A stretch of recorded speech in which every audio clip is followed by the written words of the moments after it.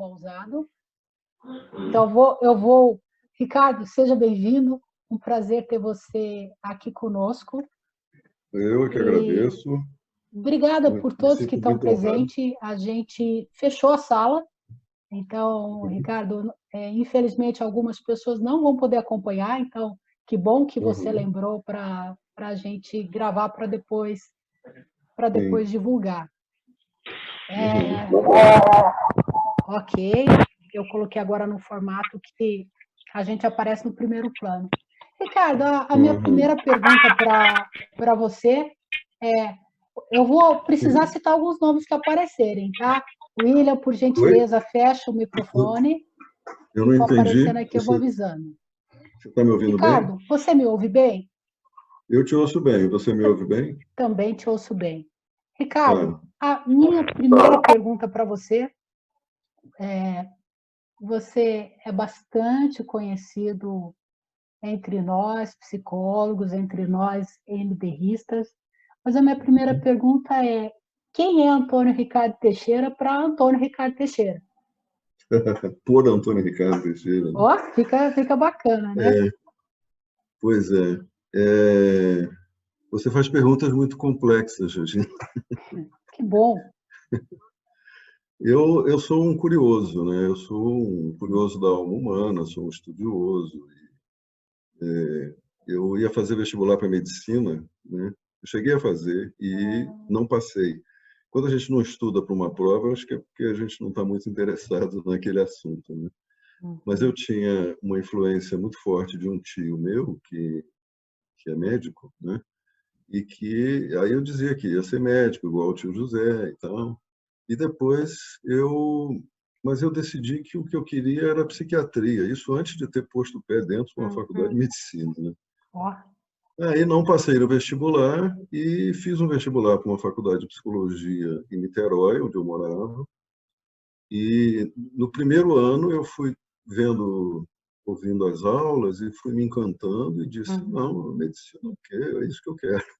Que bacana. Entendi. E estou nessa história, além dos 5 anos de faculdade, há quase 40 anos. Né? No final desse ano vai fazer 40 anos de psicologia. De formado. No final desse ano eu farei 40 anos de formado. Que bacana. Vou marcar um outro encontro aqui para celebrar, com direito a parabéns.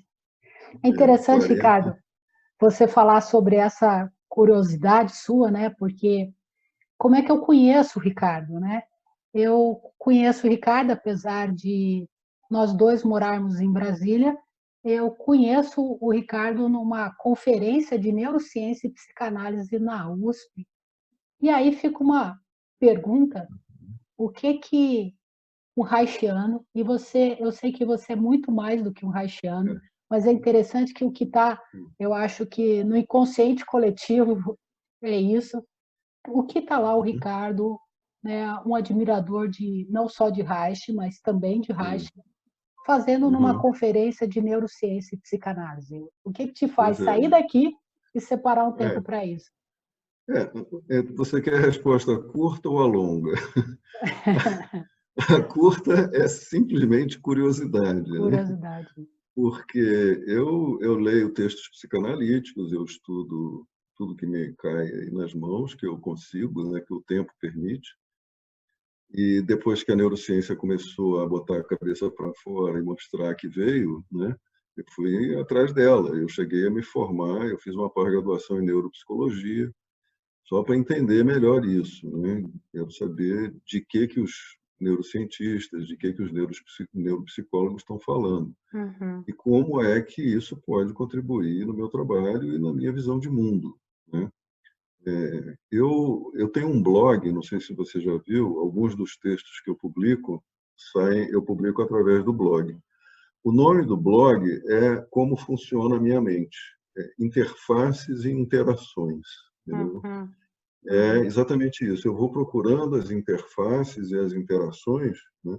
E eu gostaria eu sou um admirador do Reich porque é uma inteligência suprema, quer dizer, o cara saiu lá da medicina, psiquiatria, psicanálise, passou 14 anos ali no movimento psicanalítico com Freud, né? E foi integrando coisas e percebendo que tudo que se pode falar da alma humana é complementar, né?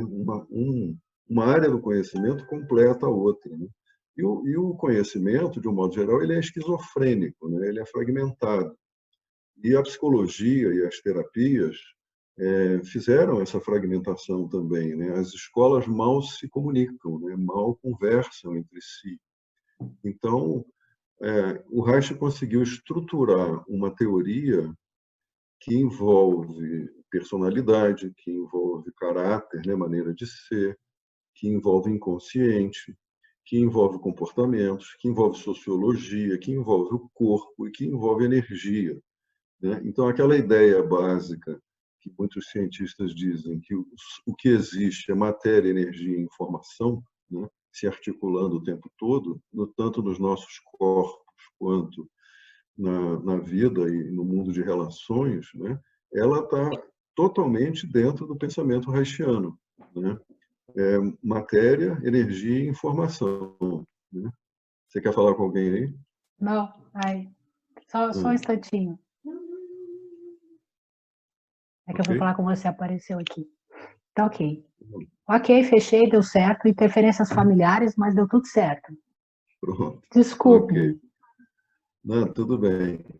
Então, o pensamento reichiano, ele faz essa integração, ele criou bases para tudo isso. Então, você pode, de Reich, ir para a biologia, ir para a sociologia, né? Os livros dele vão abordando vários aspectos do conhecimento, né? Então, quando ele morreu, ele estava trabalhando na orgonomia, que era a ciência, como ele chamava, os estudos sobre energia que ele fazia, né? Matéria, energia e informação. Uhum. E ele dizia uma coisa muito importante, que era que a gente não deve fazer ciência se afastando muito da realidade que você estuda, né?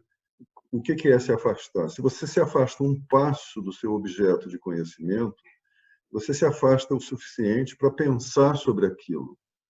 Se você se afastar 2 passos, você já começa a se distanciar do objeto do conhecimento. Uhum. E isso quer dizer o quê? Que você pode começar a se perder na mente, no intelecto, nas filosofias, né? Numa estrutura de conhecimento que não corresponde mais ao como nós funcionamos, né? A análise do caráter, que é um texto básico do Reich, ele diz, a primeira coisa, aí quando ele começa a divergir do Freud, né? Ele diz, primeiro, primeira coisa que você tem que mostrar para o paciente é que ele está se defendendo, né? Uhum. Então, você imagina isso na Áustria, na Alemanha, ele trabalhou e morou em Berlim, morou naquela região toda ali, viveu ali naquela região. Ele pegar aqueles alemães dos anos 1920, né, rígidos, moralistas, né, fruto de uma guerra, fruto de uma rigidez muito grande, né, e tinha que ver que toda aquela moralidade, toda aquela maneira de ser era como se fosse alguém fardado, né? Uma farda, Uhum. um personagem, né, que eles chamam. O livro Análise do Caráter em Portugal foi traduzido como Análise do Personagem, né? Uhum. Que eu acho até que é mais apropriado, né? O caráter, nós usamos a palavra caráter muito mais em função do ser bom ou mau caráter, né? Se a Uhum. pessoa não tem caráter, né? Não, tem caráter, todo mundo tem caráter, né? O perverso é um caráter, né? O caráter perverso.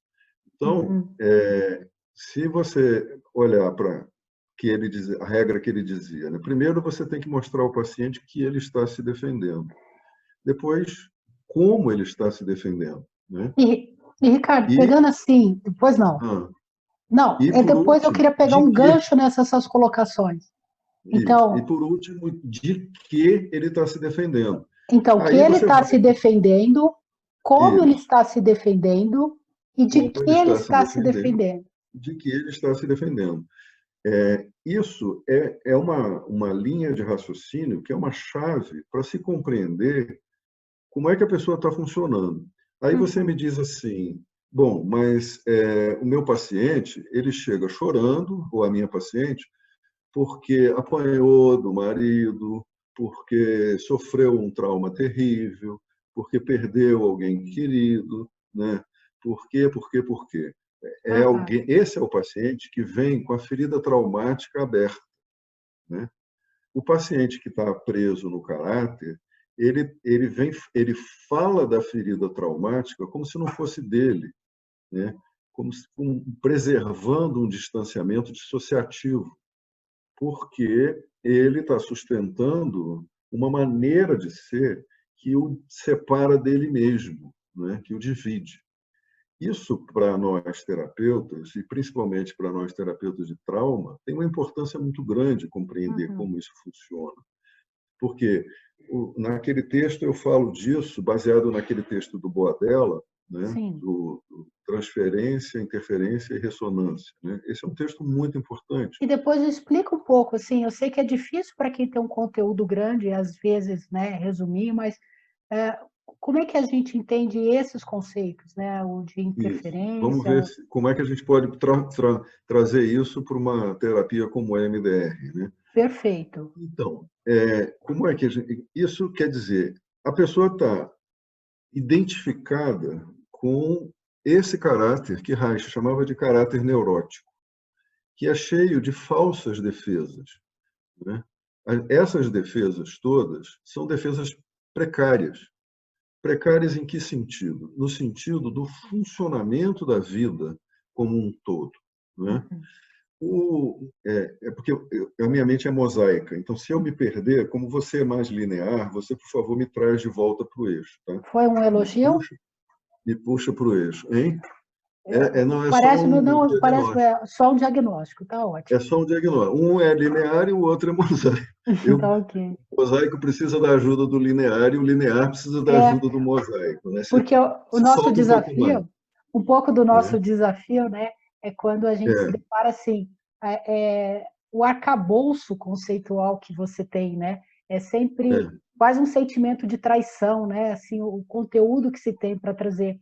Mas eu queria muito assim que você fosse trazendo isso e, por favor, nos ajuda a ter em mente assim, como é que isso vai se dando na clínica, em especial, né, em especial, como é que a sensação de distanciamento e abandono que você cita no teu texto, que pode ficar mais presente no atendimento online, Isso. impacta isso. O nosso tema é o atendimento online com Não, mas MDR. isso, não, mas assim, mas tudo Uhum. isso está no seu texto. E uma coisa que me chamou a atenção no seu texto é que você parte de dizer de onde eu vim, por que eu penso assim e como isso se aplica na minha clínica. E agora a gente tem essa situação agravada, né, Uhum. por esse distanciamento e abandono que pode se dar pelo meio que a gente está atendendo, que é o online. Uhum. Se você me Exatamente. permite, só mais assim um detalhe. Quando eu li o seu texto, e foi um texto que me impressionou muito, eu pensei, gente, esse conhecimento é extremamente precioso para atendimento presencial. Imagina as complicações quando a gente pensa, né, isso tudo agora no atendimento online. Exatamente. Eu vou fazer um breve resumo aqui, né? Tá. E para não fazer um Frankenstein teórico, né? Muito grande, mas eu já fui acusado disso, né? Você está fazendo um Frankenstein teórico. Então, as pessoas que são mais sistemáticas e que querem o conhecimento bem específico, né? Detalhadamente, então, elas não gostam desse meu jeito de raciocinar. Que é o seguinte: quando você tem uma pessoa traumatizada, né? Quando você tem uma pessoa que está com o seu cenário emocional aberto, né? Ela recorre primeiro a todas as defesas possíveis, né? E aí você tem uma lista de padrões caracterológicos que entram no funcionamento da pessoa dependendo do jeito de ser de cada um. Eu vou resumir. Por exemplo, uma pessoa que tende a ser passiva. Por que uma pessoa tende a ser passiva? Por que ela tende a absorver os impactos da agressão que ela sofre, né? De qualquer maneira, de qualquer lugar que vem, né? E em qualquer nível, em qualquer grau? Por quê? Porque nessa pessoa a gente lê que tem déficits de desenvolvimento. O que foi isso? Né? Foi um bebê que não foi visto, que não foi apreciado nas suas necessidades emocionais. Né?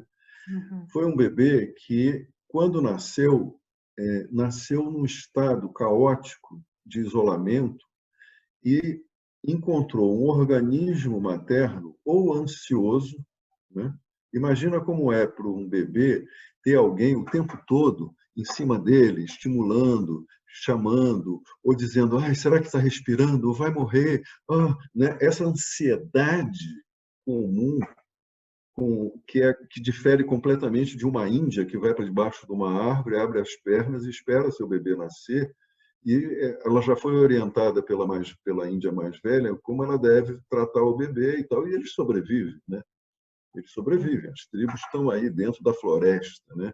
Quer dizer, tem todo um conhecimento, o vivo, a matéria viva tem todo um conhecimento sobre como cuidar, né?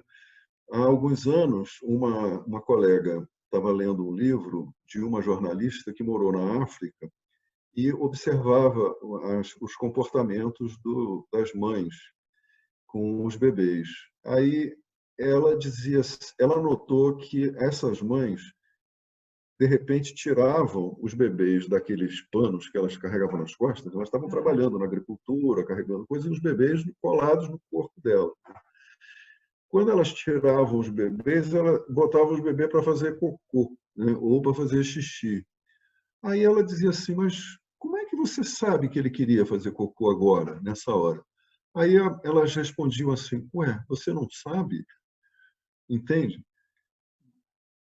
Olha a diferença de ser uma mãe que é capaz de ter esse nível de sintonia com o seu bebê, que ela sabe até a hora que o bebê precisa fazer cocô, Uhum. fazer xixi, que os panos estavam sempre limpos, né? Era essa a Uhum. observação, entendeu? Porque elas sabiam a hora de trocar. Então, Uhum. olha o déficit de desenvolvimento que a gente traz, né? E aí você Eu está fiz um falando, então, do cliente que tem esse perfil mais passivo.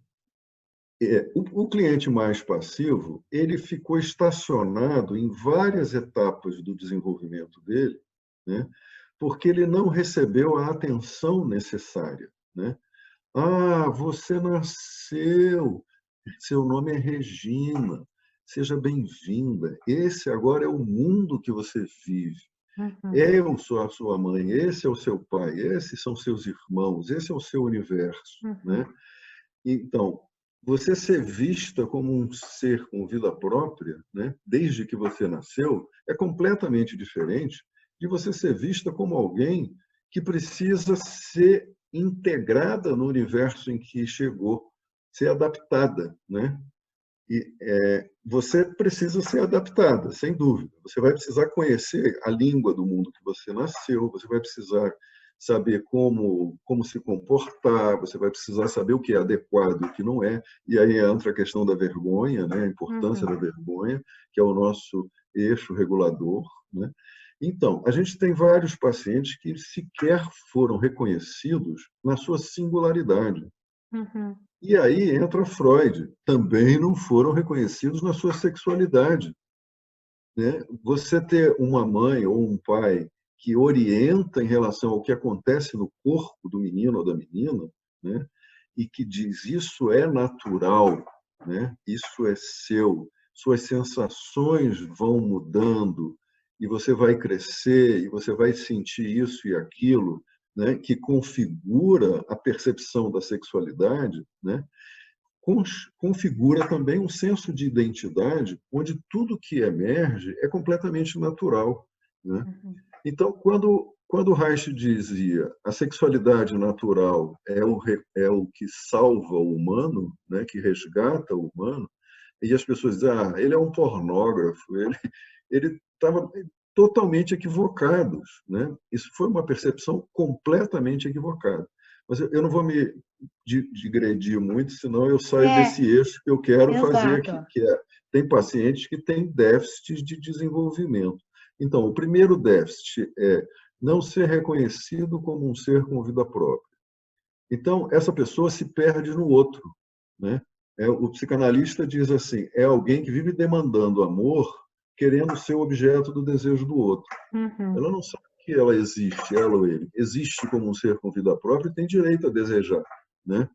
Então, uma terapia que desenvolva o self é uma terapia que resgata esse senso de identidade a partir da percepção do próprio corpo e do que acontece ali. Só que quando a gente abre, quando ajuda uma pessoa a se abrir para ir ao encontro dessas questões, né, a gente encontra um caos, por exemplo, um vazio muito grande, né, um desamparo muito grande, uma percepção eu já escutei pessoas me dizerem assim, quando eu digo, mas você não se defendeu quando essa pessoa disse isso, você não deu uma resposta. Aí eu já tive casos de pessoas que entraram em prantos, depois de 20 minutos consegui dizer assim, eu não sabia que eu podia dizer, ninguém nunca me Uhum. disse que eu podia me defender, entendeu? Uhum. Que eu É, podia me proteger, né? Você Ricardo, eu não quer, sei se eu interrompo o seu raciocínio, mas quando você entra e começa a falar da importância do self, né? E é, assim, é, talvez abrindo um parênteses aqui, você afirmou no seu texto que se o MDR pretende ser uma abordagem, sim, ele sim, precisaria ter, precisa. ou ele precisa Uhum, definir uma teoria do self. A isso. Francine Shapiro define o MDR como uma abordagem psicoterapêutica integrativa, e você Uhum, faz, vou chamar de uma provocação. Então, já uhum, que você está tocando nessa história do self, sim, então, assim, que teoria de self você propõe, é. né, em relação ao MDR e como é que isso pode nos ajudar na nossa prática clínica? Então, eu acho que há várias teorias de self que podem ser importadas, né? Uhum, O meu amigo José Guilherme, que eu cito no texto, né, sim. ele tem uma frase que eu acho muito feliz, que ele diz assim: o pai, né, o processador adaptativo de informação, é o aspecto neurobiológico do self. E ele pega a noção de self do Richard Schwartz, do sistema familiar interno, né? Internal Family Systems, que é uma terapia que trabalha com partes. É uma Uhum, terapia muito boa, muito simples. É uma terapia de estados de ego, né, que, além de regular essas partes em conflito, ela também estimula o desenvolvimento do self. O Schwartz diz a mesma coisa que o Reich dizia, que o, o self tem que ser o líder da personalidade, né? E não as partes, entende? O self tem que estar presente com suas qualidades, que ele chama de 8 6, né? uhum. Clareza, compaixão, criatividade, e etc, etc. Se eu for citar todos agora, eu vou ter que olhar no livro, porque Tá, a memória começa a... ok. Como é que é mesmo? Falta um, falta do confiança, coragem, tudo isso são características do self. Reich chamava isso de cerne biológico. Então, isso são os sentimentos positivos que emanam do nosso cerne biológico quando nós estamos desprovidos de defesas, desprovidos de couraças, né? Uhum, Essa definição de self, ela não deveria ser a marca de uma escola terapêutica, né? O George Stalkner, que é um mestre aí também das terapias, que eu sigo há muito tempo, ele diz: as terapias viraram uma torre de Babel, né? Você vê todo mundo, o que era a Torre de Babel, né? Era uma construção que queria alcançar o céu, né? Todo mundo queria a felicidade. Vamos construir. Aí chegou lá em cima, aí o que Deus fez? Ele confundiu as línguas, né? Ninguém conseguia se entender. Né? uhum. Ele usa isso como uma metáfora para criticar as terapias que ficam defendendo seu pedaço, né? Então, como é que uma terapia de trauma, por que uma terapia de trauma não pode integrar o inconsciente? Não pode ter uma leitura da fantasia inconsciente? Por que uma terapia que lida, por exemplo, com os aspectos adaptativos do ser humano, que são as terapias comportamentais, né? que é uma importância muito grande. O seu cliente não está podendo ir para o trabalho, você tem que ajudá-lo a trabalhar, né? Ele tem uma fobia, ele não tem que ficar 10 anos girando num divã para essa fobia ser resolvida, né? Porque ele precisa ir para o trabalho, ele precisa cuidar da vida dele ou dela, né? Então, as terapias se preocupam com partes importantes da nossa vida, né? E como se fossem setores que não se comunicam entre si, né? Quando os setores não se comunicam, você tem uma confusão de línguas, né? Então, a noção de self está implícita no funcionamento da vida se você considera que, desde que você nasceu, você tem uma ânsia de ser reconhecida como um ser com vida própria. Você, eu, todos nós, entendeu? Aí você diz assim, mas a sociedade não funciona assim. Exatamente. É por isso que Reich dizia que a verdadeira civilização humana ainda não aconteceu, entende? Porque nós não somos seres providos dessa autenticidade, né, que conseguem se entender, que conseguem falar dentro da sua comunidade, falar a mesma língua e tratar dos aspectos que são importantes. É importante que você cuide da sobrevivência, sim. É importante que você tenha um espaço para ser criativa, sim. É importante que você se abra para a espiritualidade, para o conhecimento, para a ciência, sim, né? Tudo isso tem que ser um trânsito livre, né? E se cada um dissesse, eu me reconheço digno dessa existência, tanto quanto reconheço você digna dessa existência e todas as outras pessoas, né?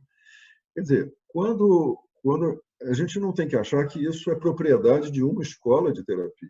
Isso é uma base, é um jeito de existir, né? Então, a gente tem que rever uma porção de conceitos. Por exemplo, o conceito de self, em algumas escolas, é considerado só o self autobiográfico. O que é o self autobiográfico? Eu sou Ricardo, sou filho do meu pai e da minha mãe, eu tenho uma história para contar, né, a meu respeito, e eu faço um encadeamento disso. Se tiver lacunas aqui, eu estou sofrendo de transtorno dissociativo, provavelmente tem um trauma aqui em algum pedaço, eu tenho alguma coisa que eu não suporto, eu preciso de uma terapia ou de algum procedimento, meditação, análise, o que seja, para juntar esse pedaço e fazer um senso de continuidade, que é o self autobiográfico, né? Mas quando você ouve a noção de self do Reich ou do Schwartz, né? Não, o self é aquele de onde emanam qualidades e é irrepresentável, né? Tem gente que bota a carinha de alguém para dizer esse é o self, né? Isso aí já virou um estado de ego, né? O self é um vir a ser, é um vazio, é algo. Aí você diz, então virou uma filosofia? Sim, tem aspectos da filosofia que captaram isso muito bem, né? Então, eu estou conseguindo não perder muito o meu fio. Isso, e vou sempre insistir com você que para a gente é muito bacana nesse seu fio você ir nos contando como é que isso vai sendo trazido para a nossa prática de MDRista e como é que isso vai sendo trazido para enfrentar o desafio hoje pelo menos do distanciamento e do abandono que o nosso cliente pode vivenciar nesse atendimento online. O atendimento online, ele pode tocar em qualquer um desses aspectos que eu citei, né? Que é o déficit de desenvolvimento.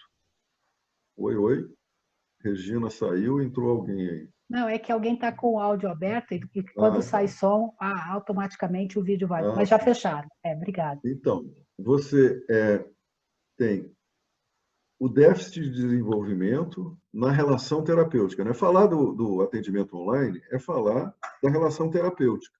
Perfeito. Então, falando da relação terapêutica, a gente tem que olhar para os aspectos que constituem a relação terapêutica. Primeiro, o que move a relação terapêutica?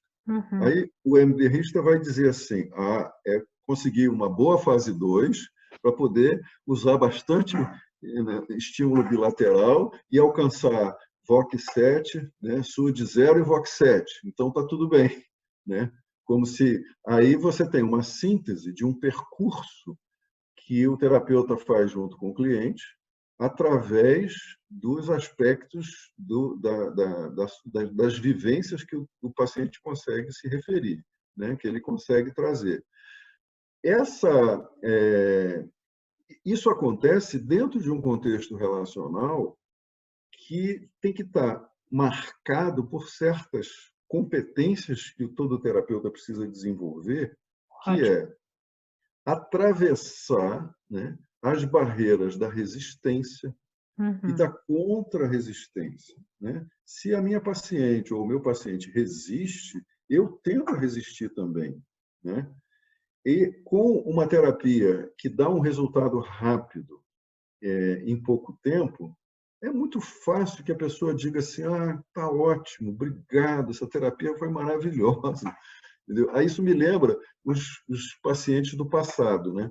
Teve um que me falou assim: ah, eu estava fazendo terapia, ele é homossexual, e foi para um terapeuta de uma determinada linha, que tinha sido um conhecido dele lá, que referendou, e aí o terapeuta dizia para ele assim: não, olha, você tem que acabar com essa história, você é um homem bonito, muitas mulheres vão se interessar por você, essa história de homossexualidade não vai te levar a lugar nenhum.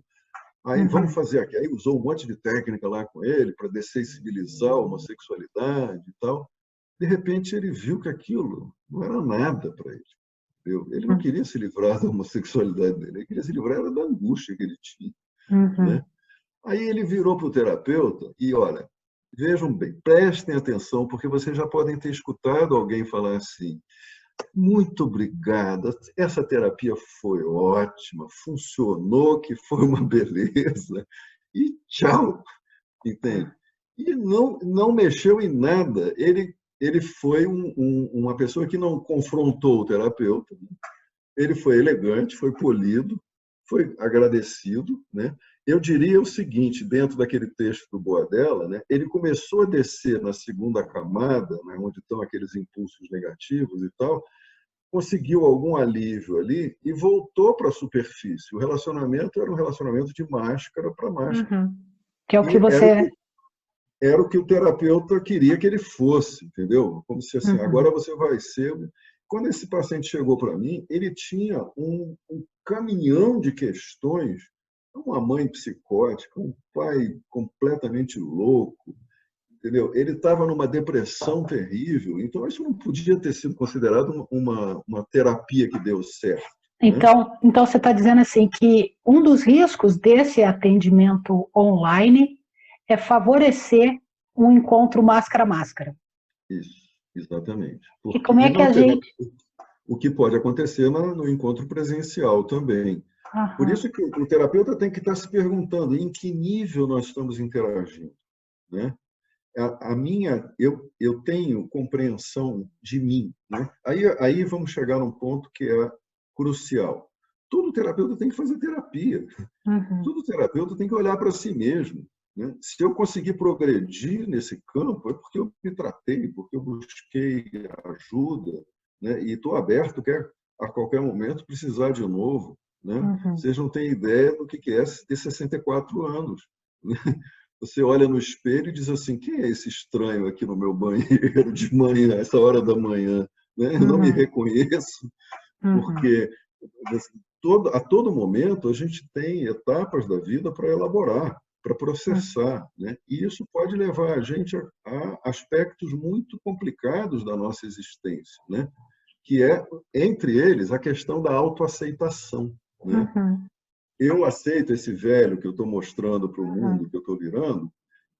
Isso é difícil porque eu também tive dificuldade de me sentir aceito, né, na minha existência, na minha natureza, né, na minha naturalidade. Percebe? Isso tudo é motivo para a gente querer tratamento. Eu estou vendo que você está querendo perguntar ou falar alguma coisa. Na verdade, assim, é que quando você fala do encontro terapêutico, é que vai me lembrando o texto. Você fala assim que o que pode dar sustentação, então, a esse encontro terapêutico que você chama de vivo e guiado pela empatia. E aí você cita no teu texto, porque assim, uma das coisas que me chamam a atenção, e eu acho que vem junto com essa questão, é a questão da percepção de campo. Então, imagina, a gente está num momento histórico em que, por vocação ou necessidade ou por consciências, estamos migrando em massa para o atendimento online. E aí, esses dois aspectos, que é, bom, você fala, olha, o encontro terapêutico vive guiado pela empatia, aí você traz a questão do conhecimento do corpo, que eu acho que é importante a gente te ouvir sobre isso. Como é que fica, bom, como é que fica esse conhecimento do corpo, dos bloqueios e mais? Nós estamos falando de uma comunicação virtual e mais, né? Como é que fica quando você fala os pilares dessa relação terapêutica? Mas eu vou só estender. E assim, eu acho que isso talvez seja importante para falar junto, né? Que é a percepção de campo da linguagem haitiana. Porque essa percepção, Ricardo, ela já é desafiadora para nós terapeutas presencialmente. Então, assim, como é que você pode nos ajudar, nos ampliarmos nesse encontro terapêutico vivo e guiado por empatia? E como é que você pode nos ajudar nessa percepção de campo? Então, eu posso, em vez de explicar, dramatizar. Vai ficar ótimo, a gente está filmando, hein? Pois é, eu sei. Eu já perdi a vergonha nesse ponto. Ah, que maravilha. Você imagina o seguinte, olha só, eu e você estamos aqui, né? E vamos supor que a gente está num encontro, terapêutico ou não, tá? Mas é um encontro humano, nós estamos aqui, né? Tem mais 50 e tantas pessoas que estão aí. Mais 100 pessoas juntas. Pois é. Então, imagina o seguinte, que eu chego para você e falo assim, nossa, Regina, eu gosto tanto de você, sabe? Eu fico tão feliz quando você olha para mim com esses seus olhos lindos e com essa sua mente brilhante, e você fala tão bem do meu trabalho e de mim. O que acontece no seu corpo agora? O que você sente agora? Um frio Observa na barriga. Um frio na barriga? Um frio na barriga. Agradável ou desagradável? Agradável. Agradável, tá. Sim. Ótimo. Agora pensa no seguinte, mas, Regina, você sabe de uma coisa? Eu não acredito em nada disso. Vai vendo o que você sente, tá? Eu não acredito que você seja sincera comigo. Você está falando essas coisas aí porque você tem algum motivo seu. Isso aí é uma bobagem. Você, no fundo, não gosta de mim. O que você sente se eu digo você é um isso? excelente, primeiro que você é um excelente ator, porque doeu minhas costas. Isso é da sua mente. Isso foi a sua mente traduzindo. Agora, o que você sentiu do corpo? Um desconforto na lombar. Pois é. Agora, imagine que se fosse um cliente te dizendo essas coisas, né? Quantas vezes você tem sensações diferentes no seu corpo, escutando o discurso do paciente que não é dirigido a você, né, diretamente, mas em que você tem essas percepções. Que sensação estranha é essa? Entende? O paciente como eu fantasiei aqui, eu dramatizei, né? No fundo, você não gosta de mim coisa nenhuma. Você é uma mentirosa, uma falsa. Isso é uma agressão direta, né? Isso é um ataque, né? Você se sentiria atacada. Se você não se sentir atacada, algo estranho está acontecendo, né? Ou você é uma iluminada, que não. Aí, mas imagine que esse ataque, em vez de ir direto para você, ele vá para uma coisa diferente. Por exemplo, você pintou essa parede de branco aí, né? Você sabe que eu odeio branco, né? É um ataque a você, deslocado, né? Ou então o paciente chega e começa a reclamar de uma pessoa que estava no elevador e brigou, e ele pode falar com tanta agressividade que isso toca você de algum modo. Então, você está tendo sinais, e não é só essa pessoa está sendo agressiva, né? Ou essa pessoa está me atacando também, né? E 2 semanas depois ele desiste da terapia, ou ela, e vai embora, né? Você teve todos os sinais no seu corpo de que isso ia acontecer. Então, né? eu posso compreender que o que você está nos chamando a atenção é para que nesse atendimento online, o que deveria estar afinadíssimo no atendimento presencial, ainda Sim, haja um maior exercício. E aí, isso. Ricardo, o que você propõe que a gente preste atenção nesse Sim. atendimento online que vai favorecer a gente estar atento ao As, impacto sensa desse encontro no nosso corpo? as sensações do próprio corpo, né? Porque a gente está sentindo o tempo todo o que o campo está nos dizendo. O campo é isso, Uhum, entendeu? Por que que a gente vai ao cinema e chora, por exemplo, ou ri muito, né? Porque aquela história que foi construída por técnicos muito inteligentes, treinados em produzir emoção nas pessoas, né? Aquilo é uma história que é de alguém ou de várias pessoas, mas você vive essa história como se fosse uhum. sua. Seu cérebro não separa essas coisas, né? Mas a gente Você tem um vive desafio no online, porque, por exemplo, agora que eu estou aqui com você, eu não sei como estão teus pés, não sei como está o seu joelho, né? Não isso, sei como é que é essa história isso. de reduzir tanto, eu não sei se eu posso usar esse termo, Aham, esse campo que no consultório tem inclusive odores, né? O aham, olfato fundamental, isso. fundamental para o nosso cérebro, né? Eu não tenho Aham, isso. Eu tenho, na verdade, quase uma cabeça imóvel no meu é. atendimento online. Então, Mas assim, você tem todas as percepções do seu corpo, porque você está movida por uma coisa, uma função psíquica chamada intenção terapêutica. O psicanalista chama de escuta, né? A uhum, intenção terapêutica. uhum, Na linguagem do MDR, eu não vi isso ainda, né? tá, Nos treinamentos, a gente é ensinado a acolher o paciente eticamente, com ok, respeito, e orientar. A gente segue. Mas a gente não é ensinado a captar o que nosso corpo está vivendo perfeito. dali, né? Mas a Então, gente é pouco ensinado em várias abordagens. Por sim, isso sim. que eu estou insistindo Porque, com você nessa história de campo, é uma aprendizagem porque, extremamente preciosa. exato. Porque essas terapias, elas estão calcadas no modelo médico, que é o seguinte: você é doente, eu sou o médico. Então, você vai contar da sua doença, você vai falar dos seus sintomas, eu vou interpretar, traduzir e vou te prescrever o remédio. Está aqui.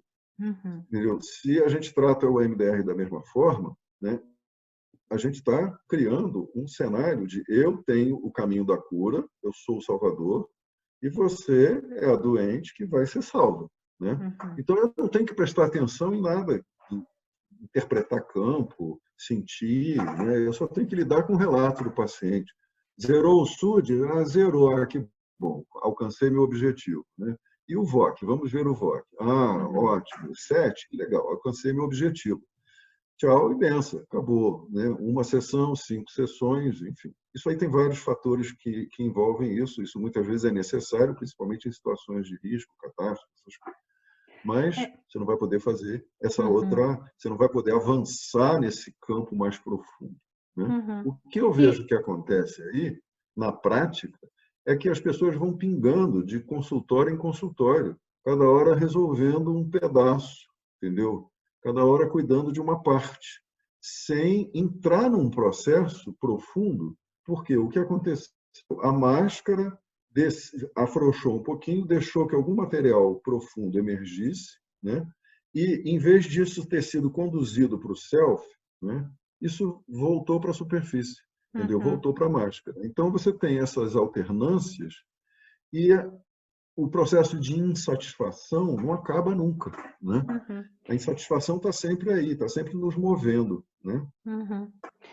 Você ia Ricardo, comentar uma coisa? não, assim, a gente está com o tempo que a gente programou para esse encontro, por É incrível que mesmo, eu pareça, fiz. chegamos ao nosso tempo. Foi Eu, rápido. eu queria propor duas coisas, assim, é, Uhum. olhar se tem perguntas no chat, mas eu quero ficar muito num papel de discípula, inclusive porque ele é extremamente confortável. Ok, estou começando a atender agora, né? De Uhum. repente veio para o meu radar a questão das defesas, veio para o meu Uhum. radar a importância de campo, a importância da empatia.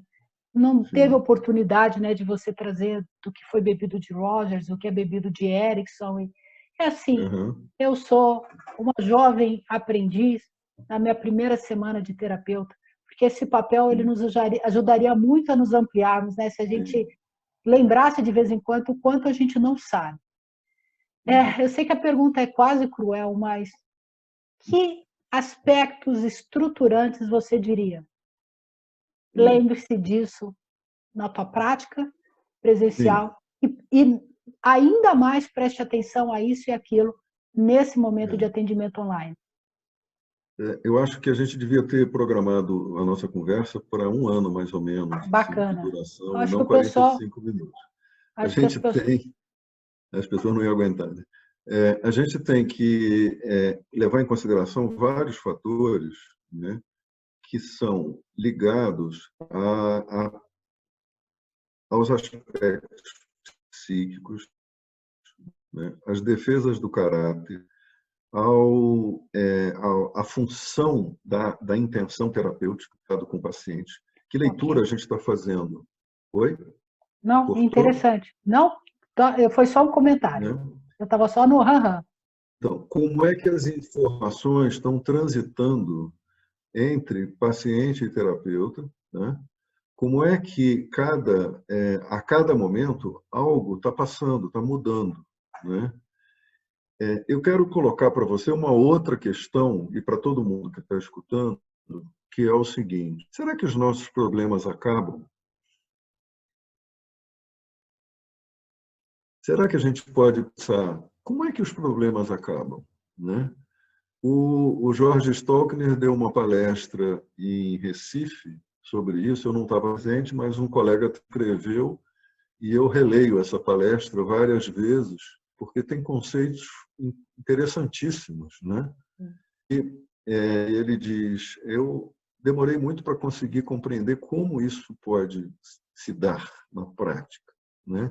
Quem sabe isso pode ser motivo para uma nova conversa entre nós. Os problemas acabam. Quando é que os problemas terminam, né?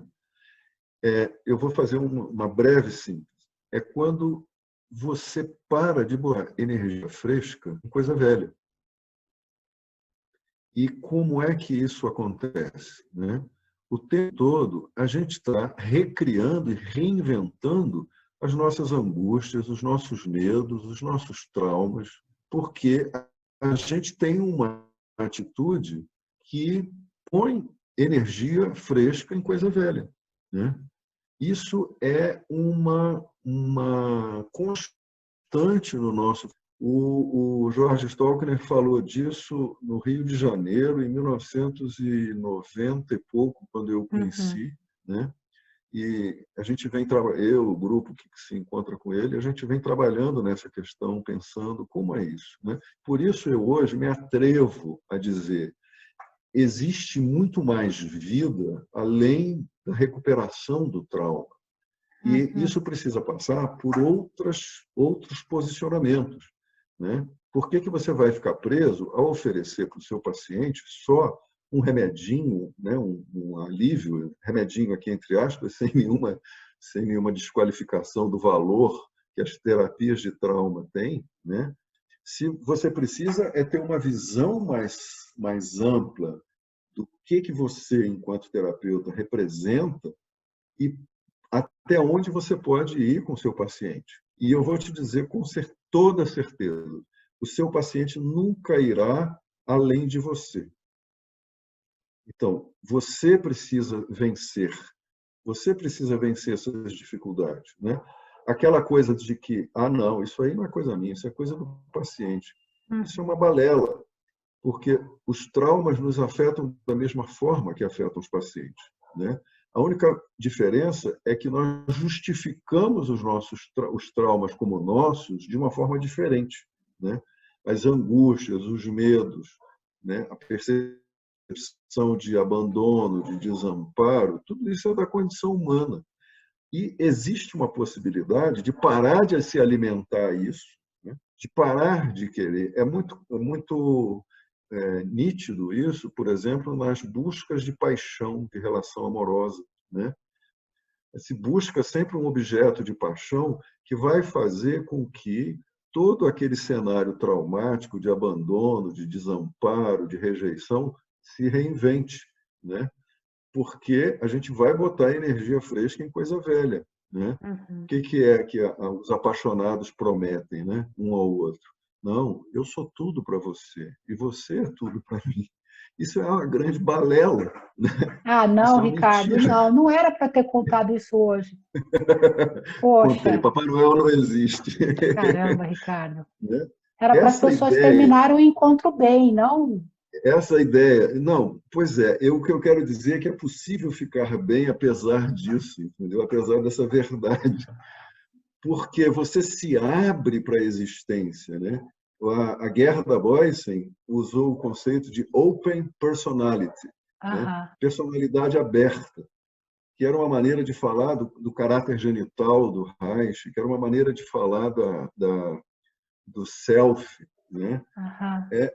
Se você tem um funcionamento aberto, a vida está presente para você em tudo, em todos os momentos, né? Aí você vai me permitir mais um, que inclusive é porque é uma pergunta que tem aqui. E como é Uhum. que é isso, num momento histórico como esse?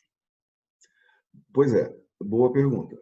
A gente está vivendo uma realidade diferente. Nós nunca passamos por isso, né? O momento exige um reposicionamento, exige que a gente se reinvente.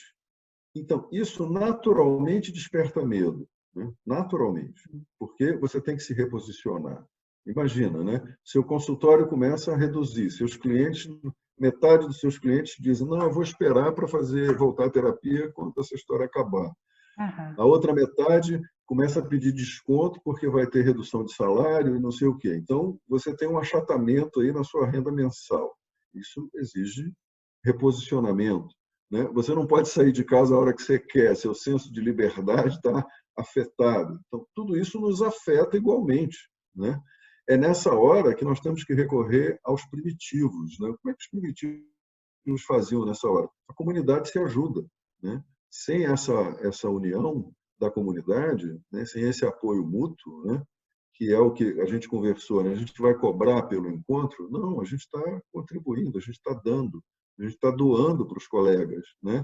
Então, por que a gente vai cobrar? Essa é a nossa doação Aham. aqui, agora, nesse momento, né? Uhum. E isso pode fazer doações, a gente pode fazer outras doações e quando a gente estiver precisando, alguém também talvez também vai nos acolher. É a Uhum. única saída, a gente é gregário, né? A gente depende uns dos outros.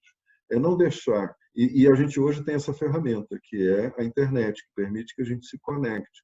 Eu posso ligar para você amanhã e dizer assim: Regina, eu estou tão angustiado, eu queria tanto ter. Amanhã é sábado, né? Eu queria tanto ter ido para o meu Aikido, que eu adoro, sabe? Já são 2 horas da tarde, eu estou aqui agoniado, porque aquela energia boa não pode se expressar. E agora? Você pode me escutar um pouco, né? E a gente pode fazer isso como amigos, né? Uhum. Agora, o nosso cliente precisa que a gente tenha uma intenção mais do que amigável, né? A intenção terapêutica, ela tem que levar a pessoa a uma transcendência, a atravessar essa barreira, né? Para poder ela voltar para o seu nível de resiliência. A gente não vai ter tempo, eu gostaria de poder explicar melhor, falar um Uhum. pouco mais sobre esse funcionamento aberto, né? Uhum. Como é que é isso no corpo, como é que é isso psiquicamente, né? Como é que a gente pode entender isso neurofisiologicamente, né? E como é que a gente pode entender isso como o que o Porges chama de expressões de engajamento social, né? Uhum. Isso é a função do nervo vago, né? Aham. Que Ricardo, é me uma... permite uma proposta, então. A gente, de fato, né, o tempo da gente esgotou.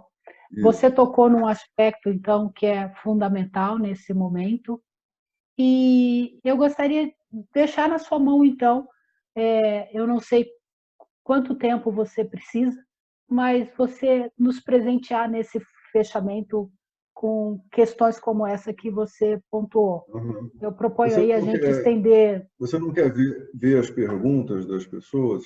De Na repente eu consigo verdade, responder uma ou duas. ok. A primeira, né, que é do Carlos Coelho, é como dar voz ao corpo do terapeuta em atendimento online em um momento de comoção coletiva como essa. Em algum Sim, nível, por exemplo, os terapeutas podem estar experimentando a mesma angústia que a coletividade está sentindo com a pandemia, por exemplo. sim. Olha, eu faço nessa hora uma confissão para o meu paciente, né? Quando o meu paciente diz, eu estou... Antes, deixa eu dizer uma coisa. Você sabe qual é a diferença entre um terapeuta experiente e uma pessoa que está vivendo um trauma, um conflito pela primeira vez, está caindo a ficha, né? Uhum, Você sabe qual é a diferença? Assim, eu já me acostumei, entendeu? Eu já me acostumei a sentir medo, eu já me acostumei a sentir dor, a ficar inseguro, né? A não saber, né? O paciente fala assim: eu fiz um check-up, o cardiologista falou que eu estou com uma artéria entupida, vou ter que fazer. Aí pânico, não sei o quê, né? Chegou a morte, né? Eu já passei por isso. Eu sei como é que é, né? Vamos juntos atravessar essa barreira, né? Esse é um momento de união. Nessa hora, a gente tem que sair do papel do terapeuta como um mascarado, como se ele não fosse humano. Por isso é que o modelo médico não serve para a gente, entendeu? Porque os melhores médicos eles são abertos nesse sentido, né? Os melhores médicos abrem o coração, choram junto com o paciente, né? Convivem com a dor do paciente, e os que ficam ali naquele conflito, eles sofrem do que chamam aí de fadiga da compaixão, né?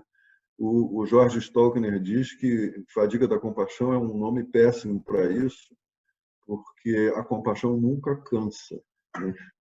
E o que cansa são as defesas, né?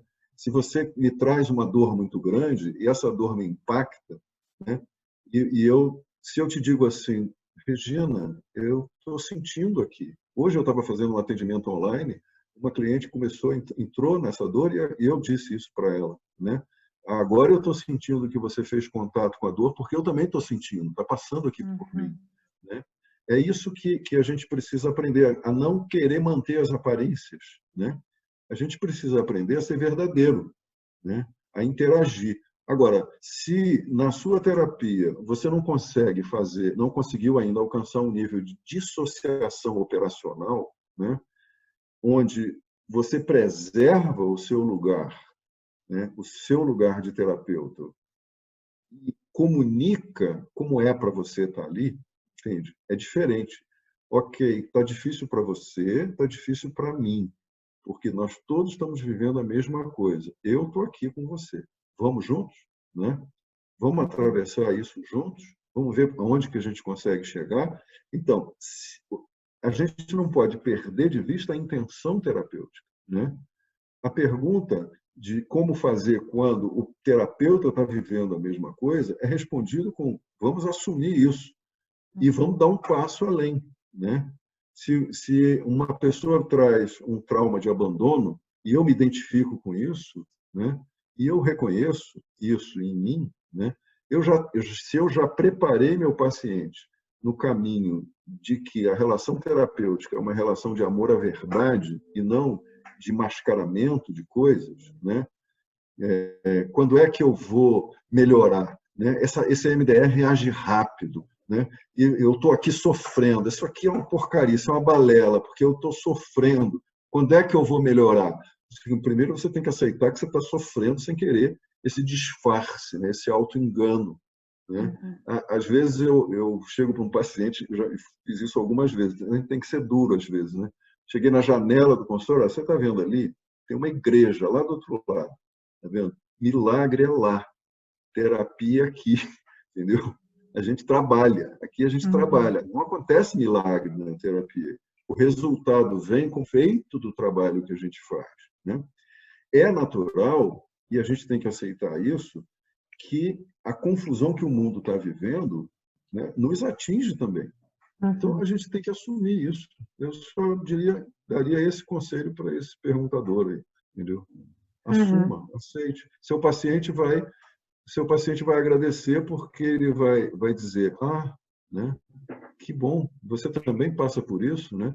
Eu não estou com um defeito, isso não é um defeito meu, você é o normal e eu sou o anormal que estou sofrendo com isso. Uhum. Não, né? O pandemônio da pandemia está afetando a todos nós, né?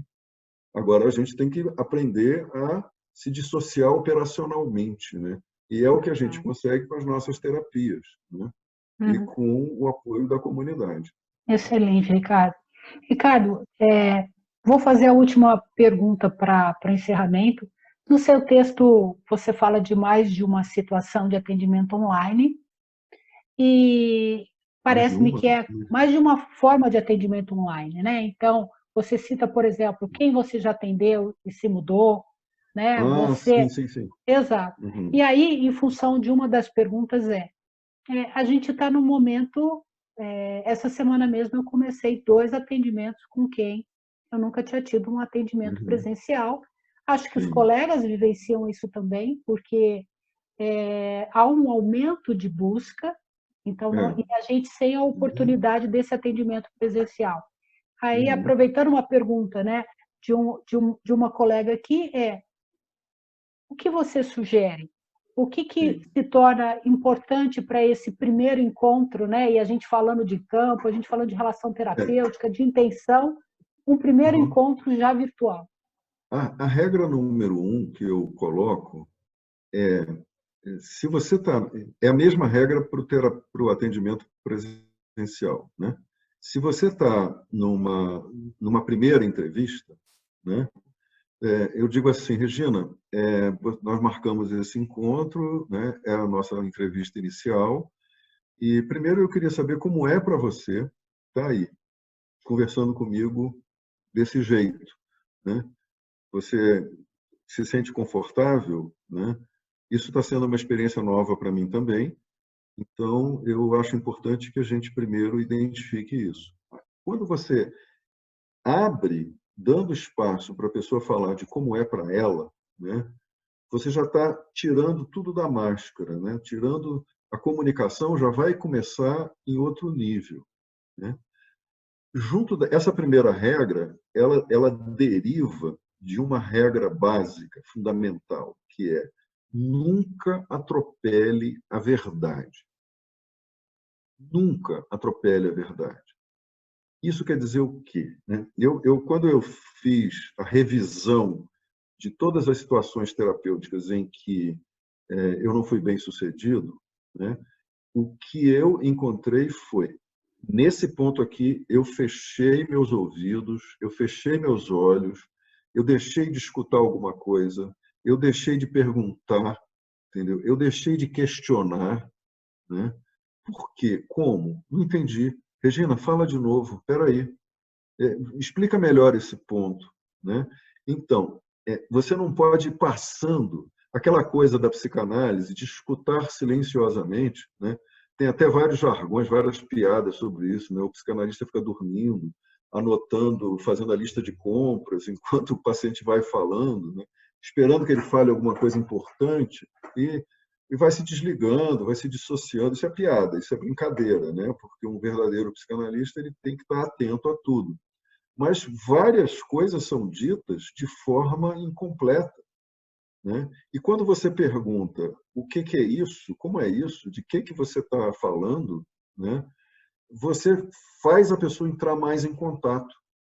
E a função terapêutica e a função da estimulação bilateral, a estimulação bilateral ajuda a fortalecer a capacidade de contato, né? E é isso que cura. Porque o que adoece é ter partes excluídas. O que Uhum, adoece é ter partes uhum. fora da percepção. Então, aquela dor horrível do abandono foi diluída em 5 canecos de chopp, entendeu? Uma garrafa de vinho, meia garrafa é pouco, entendeu? Ou uma cheiradinha, ou um cigarrinho, né? Então, é só um exemplo mais sobre isso, né? Uma vez não, várias vezes eu já tive isso. Pessoas me pedindo para ajudar para parar de fumar. Ah, eu não quero parar de fumar e não consigo. Aí eu disse, sabe por que que você fuma? Ah, eu sou um dependente químico. Aí eu digo, dependente químico vítima de propaganda enganosa, né? É, pois é. Sabe por que que você fuma? Você continua fumando? Ah, sei lá. Por que que você não largou isso? Por que que você quer parar de fumar? Isso é uma porcaria, está me matando, o médico mandou parar, eu já estou com um princípio de efizema, não sei o quê, não sei o quê, né? Você fuma porque você usa o cigarro para evitar alguma coisa, né? Então, você vai... Sabe qual é a melhor técnica? Entra num quarto escuro, né? Senta e fica imóvel. Fica parado 1 hora. Você não move um músculo, você não coça o rosto, você não se desloca, você deixa toda a tensão vir à tona. E pensando, por que que eu fumo, né? O que que me faz fumar? Com certeza, se você fizer isso, aquilo que você evita vai aparecer, né? Então, isso é só um exemplo de que a doença mental, o psíquico atordoado, é efeito de alguma coisa que está fora da consciência, né? Quando a gente conclui um bom processamento de MDR, a pessoa começa a dizer coisas boas sobre aquele agressor, sobre aquele avô que abusou, sobre, né? Aí começa a falar coisas boas, ressignifica. Por quê? Ela perdeu o contato com a parte boa. Ela se dissociou da parte boa, ou se dissociou de um aspecto horrível daquela experiência, né? Então, quando a gente integra, a resolução vem, né? Então, era isso. Ah, ok. Ricardo, assim, as pessoas agradecendo, tem gente falando que pena, eu acho que tem mais perguntas que a gente gostaria de fazer, porque assim, a gente vai aquecendo, né, e vem as perguntas, mas a gente pode combinar um encontro 2. Então, assim, eu tenho uma proposta para... Espera aí que tem algumas perguntas aqui. Ok, alguém perguntando se foi gravado, te agradecendo na expectativa do próximo encontro, gente pedindo mais encontro, dizendo maravilhoso esse encontro, agradecendo. Então, essas são minhas palavras também, Ricardo. Então, quem está entrando agora, tem gente que só conseguiu entrar no final, porque a gente só consegue no Zoom 100 pessoas, né? Então, conforme algum ou outro foi saindo, teve gente que só entrou agora. Está gravado, então a gente gravou esse encontro, mas aí uma proposta também para que vocês deixem outras perguntas, outras coisas para um próximo encontro. Ricardo, eu quero que você finalize com a resposta à pergunta que eu não te fiz e que você gostaria de nos dizer. A pergunta que você não me fez? Eu quero a resposta à pergunta que eu não te fiz, mas você gostaria de estar dizendo para os colegas. Então, não é a resposta para mim, mas para os nossos colegas. Como você pontuou, né, a gente tem trocado um momento que eu não me lembro, né? Assim, eu não sei se a humanidade já viveu o que está vivendo hoje e o que viverá os sobreviventes daqui para frente. Mas não sei se é por aí que você quer. Já estava eu me intrometendo na tua resposta. O que você quer deixar para os colegas assim, e com a sua fala a gente finaliza, já agradecendo todo mundo que esteve aqui com a gente. A vida é um processo contínuo, né? E a vida vai continuar apesar de nós, né? Todos nós estamos... Oi. Peraí Oi, que... oi. Ok, alguém entrou? Ok, Houve alguma coisa aí? Cadê você? Alguém está pronto. Alguém estava com o vídeo microfone aberto. Né? Então, a vida é um processo contínuo. A gente faz parte de um processo contínuo, né?